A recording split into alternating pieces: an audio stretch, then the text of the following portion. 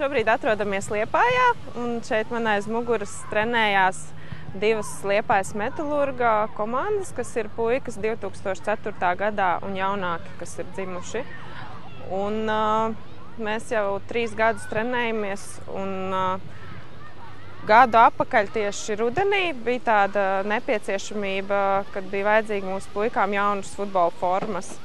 Mēs meklējām kaut kādu iespēju, kā mēs varētu piesaistīt papildus finansējumu, lai tas viss negultos uz vecāku pleciem. Un tad es pavisam netīšām uzdūros uz šo labo darbu mājaslapu.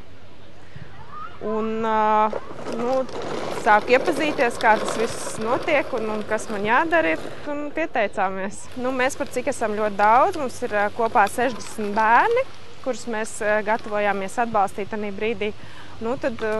Tanī brīdī es rēķināju, katram ir vismaz 2 vecāki, un uz to brīdi es tā skatījos, ka vajadzētu kādus 3,5 tūkstošu balsis savākt, tad tas likās diezgan reāli. Bet tad, kad šis projekts aizgāja, tad izrādījās, ka ar 3,5 tūkstošu būs par maz, jo mēnesis noslēdzās ar pāri par 8,000 balsīm. Iesaistījās pārsvarā visi vecāki, un tā kā mēs esam futbolisti un vienmēr ejam un cīnāmies turnīros, tad šis bija tāds izaicinājums priekš vecākiem parādīt saviem bērniem, kad arī viņi ir uz kaut ko spējīgi un var izcīnīt arī uzvaru savādākā veidā, nekā bērni to ir pieraduši darīt. Katram bija dots uzdevums noteikti balsu skaitu savākt, bet mēnešu vidū mēs sapratām, ka ar to nepietiks un kad ir jāizmanto daudz plašāks iespēju loks. Tad mēs ļoti dažādi darījām. Mēs gājām uz skolām. Vienā skolā mēs pat taisījām prezentāciju par sevīm, kur bērni gāja un žonglēja ar bumbām un rādīja, ko viņi māk, lai piesaistītu skolniekus, un kas bija arī ļoti atsaucīgi un nāca un balsoja un palīdzēja mums. Varētu teikt, ka bija arī mums tādas lomas sadalītas, bet tas pilnīgi tā netīšām sanāca, ka bija vecāki statistiķi, kas atnāca katru treniņu un pateica, mums ir tik balsis, tik mēs šodien esam savākuši. Bija arī viens tētis, kurš strādā veikalā un tirgo mobīlos tālruņus, tad viņš atkal piesaistīja tur veikalā savus klientus. Ļoti, ļoti dažādi bija šī balsu vākšana. Katrā ziņā šis projekts ļoti, ļoti saliedēja mūsu vecāku tādu komandu.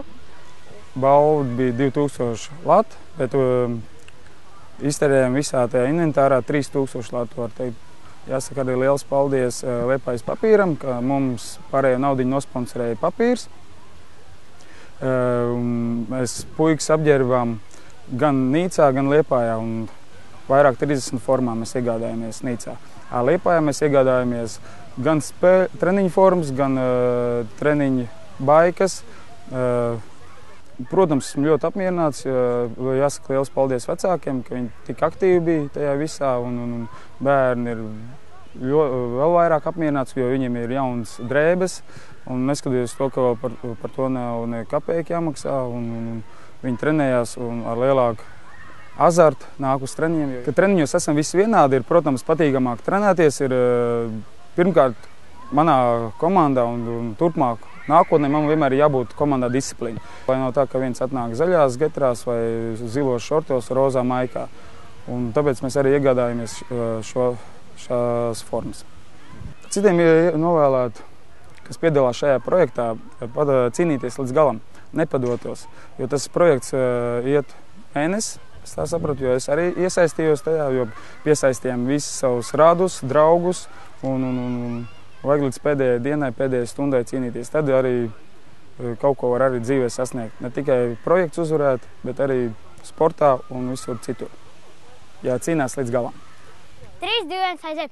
Mēs esam un būsim tie labākie! Hei! Tauti dūrēs! Liepāja, jā! Viņiesim, jā! Čempioni! Čempioni! Olē, olē, olē! Čempioni! Čempioni! Olē, olē, olē! Liepāja! Liepāja! Liepāja! Liepāja! Viss!